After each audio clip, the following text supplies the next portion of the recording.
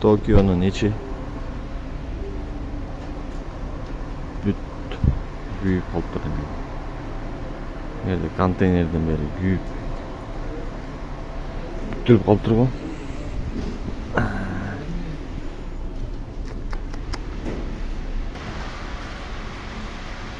Ya nasıl böyle hep işte kaldı ortada.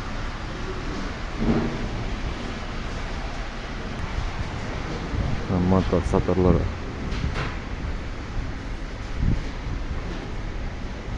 Niye motor garayla koydu.